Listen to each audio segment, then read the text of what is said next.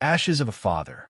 The funeral pyres burned with a cold, violet flame, casting their eerie light across the gathering. On Veyra Prime, death was not mourned in silence, but witnessed beneath the sky, so that the cosmos itself could judge the soul's departure. Hundreds had gathered, human and alien alike, to honor Commander Thal'en Veyra, war hero and guardian of both his people and humanity. Among the crowd stood his daughter, Seyla, a small figure nearly swallowed by the ceremonial robes draped across her shoulders. She clutched the bronze medals her father had once worn with pride. Her wide, dark eyes shimmered not with tears, but with the confusion of a child too young to understand how final the flames were. The humans present stood in uniform silence, their rigid posture a mark of respect. Veterans whispered among themselves, recalling the battles they had survived thanks to Thal'en's leadership. To them, the alien commander was more than an ally. He was a brother in arms. But Seyla noticed none of this. She only knew that her father's strong hand would never again lift her onto his shoulder to watch the starships rise. When the last embers drifted into the darkening sky, a tall woman stepped forward. Her gown gleamed with ceremonial threads of silver, her expression sharp and cold. Lady Karen, Thal'en's second wife, was everything the child was not: composed, dignified, and untouched by grief. Her voice cut the silence.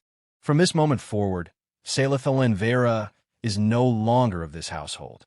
She has no claim, no inheritance, and no place within these walls. The words fell like a blade. Gasps rippled through the alien mourners. A few humans muttered curses under their breath, but none moved. On Veyra Prime, interference in family matters was taboo. To challenge a guardian's decree was to invite exile or worse. Seyla blinked, the meaning of the words settling slowly. She turned toward her stepmother, disbelief tightening her throat. But, father said. Karen's eyes narrowed. Your father is dead. His promises died with him. Take your trinkets and go. Two household guards stepped forward. They pulled the satchel from Seyla's shoulder, spilling its contents into the mud. Her father's cracked datapad, a simple pendant, and a folded scrap of cloth that still carried his scent. When Seyla bent to gather them, a guard shoved her aside.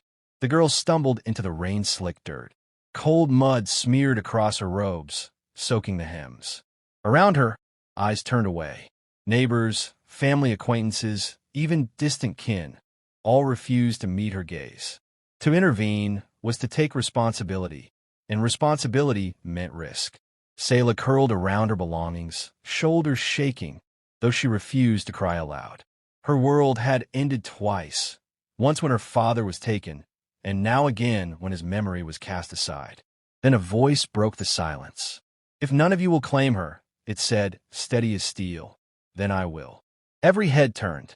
From the line of human veterans stepped Captain Marcus Hale, his dark coat still damp with rain, the insignia of his service glinting faintly in the violet light. He was no noble, no politician, just a soldier. But when he spoke, his words carried the weight of battlefields where men and aliens alike had bled side by side. The guards froze, uncertain. Karen's lips twisted into a sneer. Take her, human. She is nothing to us. A half-blood orphan with no future. Marcus strode forward. He knelt beside Seyla, draping his cloak over her shivering shoulders. She looked up at him, eyes wide, not trusting her own ears. He met her gaze with steady resolve. You're not nothing. You are Commander Thal'en's daughter, and you're safe now. The words struck deeper than any decree of law. Seyla clutched at the cloak as though it were a lifeline. For the first time since the flames began, warmth returned. Not from the fire of the pyre, but from the presence of someone who refused to abandon her. The mourners whispered, uneasy. A human had broken their silence, shattered their tradition. But none could deny the authority of one who had fought beside their fallen hero. Lady Karen turned away, her dismissal final. So be it. Let the human bear the burden. And with that, the stepmother vanished into the shadows of the estate, leaving the child behind. Marcus rose, lifting Seyla to her feet. He wrapped his arm protectively around her shoulders, shielding her from the rain and the stairs alike. She leaned into him, trembling, too tired to resist. The pyre's last flame guttered out, sending sparks into the night sky. Commander Thal'en's soul had departed, but his legacy endured in the child he left behind and in the human who had chosen to stand when no one else would. A fragile bond. The iron resolve hummed as it slipped into orbit, her engines thrumming like a heartbeat. For Seyla, the freighter was a strange new world. Cold metal corridors stretched in place of the carved stone halls of her father's estate. The air carried the tang of oil and recycled filters rather than the spice-scented winds of Veyra Prime. Marcus Hale led her gently through the passageways, his stride slow to match her small steps. The child clutched her satchel to her chest, as though it might vanish if she loosened her grip. Every noise made her flinch, the hiss of a pressure door, the thud of booted feet against steel. "Don't worry," Marcus said over his shoulder. "She's old, but she's sturdy. Safer than most places in the galaxy." Seyla didn't answer. She watched him warily, waiting for the moment when he, too, would turn cold and tell her she was nothing. They reached the mess hall. 3 crew members sat around the central table, cups steaming before them. Conversation halted the moment they saw her. "This is the girl?" asked Dr. Aisha Rahman, the ship's medic. She was tall, her hair pulled into a neat braid, her voice soft but edged with caution. "This is Seyla," Marcus confirmed. "Commander Thal'en's daughter." The others exchanged glances. Tobin, the engineer, frowned. "Marcus, keeping a Veyran child aboard? That's asking for trouble. Her people won't just let this slide." Marcus's expression hardened. Her own stepmother threw her into the mud at her father's funeral. None of them raised a hand. "I did. That makes her mine to protect." Silence lingered. Seyla pressed closer to his side, half hidden by his coat. Aisha was the first to soften. She crouched, lowering herself to Seyla's height. "Hello, little one. I'm Aisha. You don't have to be afraid here." Seyla studied her carefully. The woman's eyes held no contempt, no mockery, just kindness. Still, the girl said nothing, retreating further behind Marcus.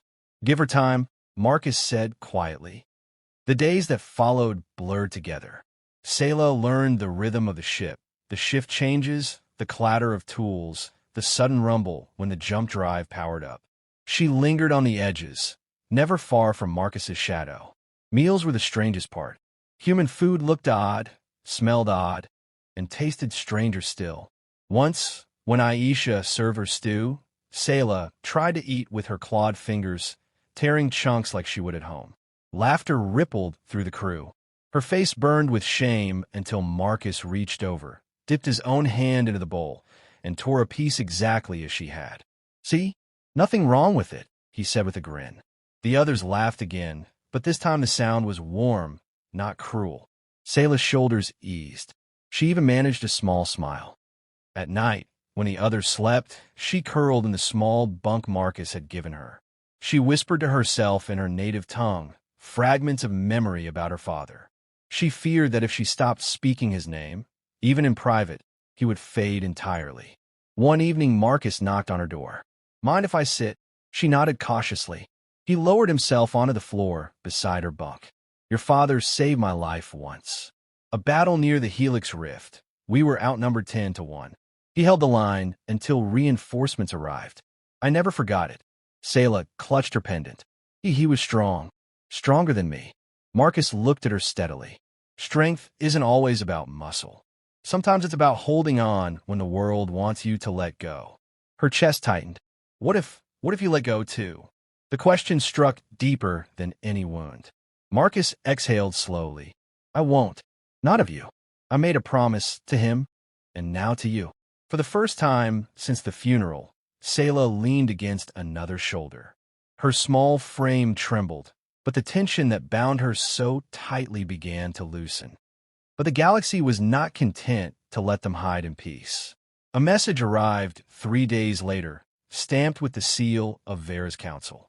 Marcus played it before the crew, his jaw set. Lady Karen's voice filled the room, dripping with venom.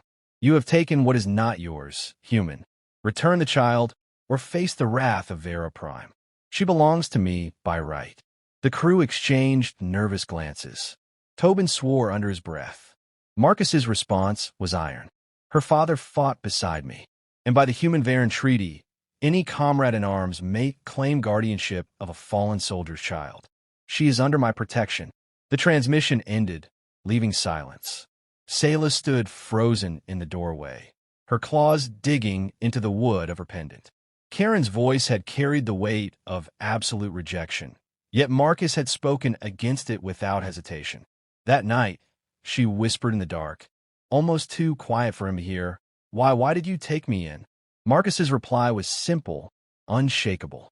Because no one should face the galaxy alone. And for the first time, Seyla dared believe it might be true. Hunted across the stars. The stars stretched into white streams as the iron resolve slipped through jump space. Seyla pressed her forehead against the viewport, watching the endless blur. For the first time, she felt wonder instead of fear. The galaxy was vast, beautiful, and terrifying. That terror returned soon enough. A sharp alarm cut through the ship. Red lights bathed the corridors. Marcus's voice thundered over the intercom. All hands battle stations. They found us. Seyla's claws dug into the chair. Her stepmother's words echoed in her mind. She belongs to me by right. Karen hadn't forgotten. She had sent hunters. The ship shuddered as weapons fire raked across its shields. Seyla tumbled from the chair, clutching her satchel to her chest. Panic clawed at her throat. Aisha appeared at the door, hair loose from its braid, medkit slung over her shoulder. Come on, Seyla, to the safe room. No! Marcus's voice barked from down the hall as he strode in, rifle in hand. She stays with me. If they board, she'll be a target. Better she stays where I can see her. Seyla stared at him, fear warring with fragile trust. He knelt briefly, resting a hand on her shoulder. Stay close. You'll be fine. The iron resolve bucked again. Explosions echoed through the hall. The mercenaries had caught them near a trade station, where running wasn't an option. The fight was brutal. Boarding clamps locked onto the ship, cutting through the hull with shrieks of metal. Seyla cowered behind a console as armored figures stormed in. Marcus fought like a man possessed. His rifle barked fire, every shot precise. Tobin swung a heavy wrench with surprising ferocity. Aisha pulled Seyla back whenever the fighting came too near. But numbers pressed in. A mercenary broke through the line, towering over Seyla. His visor reflected her terrified face as he reached for her. Something inside her snapped. She lunged forward, her claws sinking deep into the exposed joint of his armor. The mercenary howled, staggering. She bit down hard, the copper taste of blood filling her mouth. He swore and slammed her back, but she had bought precious seconds. Marcus was there in an instant, cutting the man down with a roar. He turned, eyes wide at the sight of her trembling form. Seyla, I didn't know what else to do, she gasped, shaking. You were brave, he said fiercely. Your father would be proud. Her chest ached at the words, but fear no longer froze her limbs. She scrambled to her feet, heart pounding. The battle raged across the narrow halls until the crew forced the mercenaries back to their ship. With one final blast, the clamps released and the attackers retreated into the void. The silence afterward was deafening. The iron resolve bore scars, scorched plating, flickering lights, but she still held together. Marcus sank onto a crate, blood seeping from a wound in his arm. Aisha rushed to his side. Seyla hovered near, torn between fear and determination. Marcus, she whispered. I helped. I wasn't useless. He looked at her, pain lining his face, but his eyes softened. No, Seyla, you were never useless, and today you proved it. The words lit something inside her. She wasn't just baggage to be cast aside. She had a place here. Days passed as they repaired the ship. Seyla found herself drawn into the work, fetching tools for Tobin, carrying supplies, even holding a light steady while Aisha stitched wounds. For the first time, the crew treated her not as fragile cargo, but as one of them. Yet the shadow of pursuit lingered. Late one night, Seyla found Marcus in the cockpit, staring at a cracked datapad. She recognized it. It was her father's. Carefully, she climbed into the chair beside him. With trembling claws, she pressed the screen. A hidden file opened, projecting her father's face. Marcus, the recording began, his voice weary but resolute. If you're hearing this, I have fallen. Protect Seyla. She is more than she knows. She is the future. Seyla's breath caught. Tears blurred her vision. She reached toward the hologram, but it flickered away. Marcus's jaw tightened. He placed a steady hand on her shoulder. He trusted me with you. I won't fail him. She leaned against him, the ache of loss softened by the warmth of belonging. The chase wasn't over. Reports trickled in. Bounties on their heads. Mercenary ships scanning trade routes. Karen's shadow stretching across sectors. But something inside Seyla had changed. She no longer felt like a discarded orphan waiting to be claimed. She was Commander Thal'en's daughter and Marcus Hale's ward. And next time, she would not run from the fight. The human who said no. The iron resolve limped into the neutral system of Carvin's hold, her hull scarred from too many running battles. Seyla pressed her face to the viewport, watching patrol ships glide like sharks around station. This was supposed to be a place of truce, where disputes were settled before the Galactic Council. But she knew the truth. Her stepmother would be waiting. Marcus's hand rested on her shoulder as the docking clamp secured. Stay close. Whatever happens in there, you speak only when you're ready. Understand? Seyla nodded, though her claws trembled. The council chamber was vast, its vaulted ceiling shimmering with starlight projected from the station's core. Representatives of half a dozen worlds filled the seats, murmuring as Marcus strode in with Seyla at his side. At the far end stood Lady Karen, draped in silks, her smile sharp as a blade. Flanking her were mercenary captains, armored and silent. There she is, Karen said, her voice carrying across the chamber. The child stolen from her rightful home. Human, you disgrace my husband's memory. Marcus didn't flinch. Your husband's memory is honored in the only way that matters, through his daughter. And I'll not hand her over to someone who cast her into the mud. Gasps rippled through the chamber. Karen's face tightened, but she recovered quickly. Lies. The girl belongs to me by Veyran law. You have no claim. Marcus stepped forward, his voice steady. By the human Veyran treaty, a comrade in arms may claim guardianship of a fallen soldier's child. Commander Thal'en entrusted her to me. You know it, and I intend to keep that promise. The council shifted uneasily. Treaties were binding, but alien tradition weighed heavily. The chamber buzzed with divided whispers. Then something happened that no one expected. Seyla tugged at Marcus's coat and stepped forward. Her small frame shook, but her voice, when it came, was clear. I am not nothing. The chamber fell silent. She lifted her chin, eyes fixed on the council. I am Seyla Thal'en Veyra. My father fought for a galaxy where the weak were not cast aside. He told me I had a future. I choose to stay with Marcus Hale. That is my right. The words echoed in the chamber, trembling but undeniable. For a heartbeat, no one moved. Then a human officer in the gallery clapped, sharp and defiant. Others joined, humans first, then a scattering of aliens who had once served under her father. Soon the hall filled with the sound of voices rising in support. Karen's face twisted with fury. You would let a child decide her own fate? This is madness. One of the counselors, an elder Veyran with silvered scales, leaned forward. Madness is discarding your husband's blood as if she were refused. The treaty stands. The child's choice stands. You have lost, Lady Karen. Her mercenaries stirred, but the council guards raised their weapons in warning. Karen's authority crumbled like dust. She hissed, retreating into the shadows, her power stripped away. When the chamber emptied, Marcus knelt before Seyla. His eyes, fierce in battle, now softened with pride. That took courage. You spoke with your father's fire. Seyla's throat tightened. I thought my voice didn't matter. It matters more than you know, he said. Today you showed them who you are. Her claws gripped his hand. Do you think you would have been proud? Marcus smiled faintly. I don't think. I know.